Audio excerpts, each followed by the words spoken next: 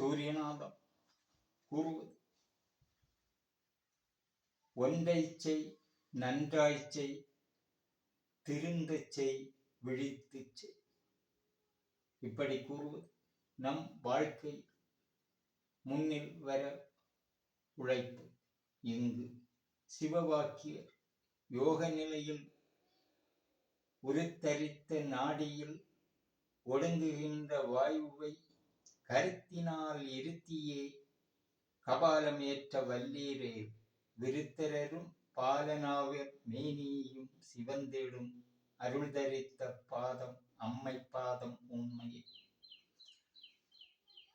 கருத்தினால் இருத்தியே கபாலம் ஏற்ற வல்லீரே என்பது பிராணயாம செயல்.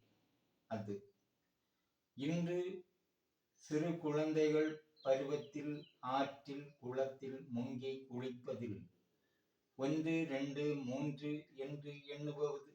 அது 4 பேர் முங்கி குளித்து இப்படி முங்கவே ஒரு ஆள் எண்ணிக்கொண்டு இருக்கும். அதில் யார் கூடுதல் எண்ணிக்கை எண்ணுவது வரை ஒரே மூச்சில் தண்ணியில் மூழ்கி இருந்தார் அவர்களுக்கு வெற்றி. இது விளையாட்டு பிராணாயாமம். 2000ற்கு முன்பு தெருக்களில் பாம்பு வித்தை காட்டுபவர்கள் சைக்கிள் சவுட்டு உங்கள் கிராமங்களில் நீங்கள் கண்டது. அங்கு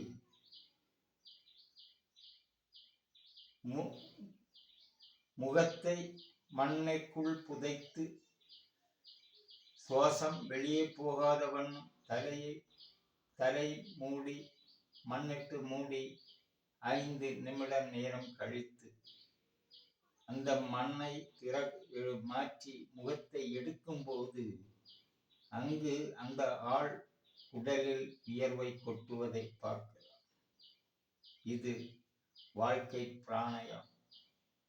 பக்தி பிராணாயாமம் என்பது கணக்கு 16, 64, 32. அது உடம்பில் நாம் ஒரு சுவாசம் இழுப்பது, அதை வைத்து 16 மாத்திரை என்பது உண்மை. பிராணாயாமம் என்பது ஒரு நாளை 16 பங்கு வைத்து அதில் ஒரு பங்கு நேரம் பிராணாயாமம் செய்வது. அது இவர்கள் பரிசீலனம் எப்படி என்றால், எழுத்துகள் படித்து எழுத்து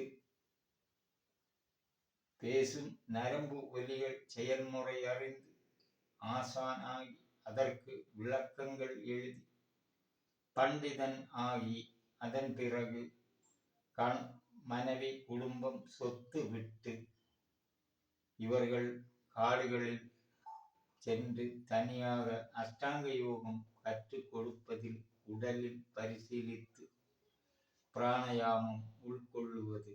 அதற்கு முனி என்று பெயர். அப்படிப்பட்டவர்கள் அந்த முனி உடலில் இருந்து அவர்கள் காணும் செயலை கூறுவது. இங்கு கூறுவது சிவவாக்கியர் யோக நிலை. அது தமிழில் 49,000 ஓலைச்சுவடிகள் கூறுவது அதைத்தான். அச்செயலில் இப்படி கூறுவதில் இன்று யாரும் இல்லை. பிராணாயாமம் செய்து அதன் செயலை நாடியில் உருத்தரித்த நாடியில் ஒடுங்குகின்ற வாயுவை அப்போது 3 இடம், மூலாதாரம், நடுநெற்றி, நெஞ்சு, இந்த 3 செயல்களில் வரும் அந்த சூடு அதன் தெளிவு நிலை கபாலம் ஏற்ற வல்லீரில் நெற்றியில் ஏறுவது. அந்த சூடு அந்நியரை தீண்டி செயல்படுவது கிடையாது. அவரவர் உடலில் கண்டு பொருள் காண்பது. அப்படி கருத்தினால் உடல் மெய் கருத்தினால் இருத்தியே கபாலம் ஏற்ற வல்லீரேல் என்று கூறுவதில் அந்த செயலில் பாலனாவீர் மேனியும் சிவந்திடும். அப்போது உடல் சிவக்கும். கருத்த உடல் என்றாலும் அங்கு சிவக்கும். அப்படி வருவதில் அருள் உடலாவது அந்த உடல் தன்னை மறந்து இருப்பது. அங்கு சூடு செயல் அருள் சூரியநாதம் சூரிய தத்துவத்தை ஏற்றுவது.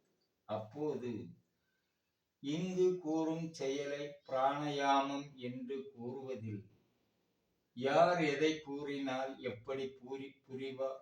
இது உங்களுக்குள் செயல்படப்படும் செயல்.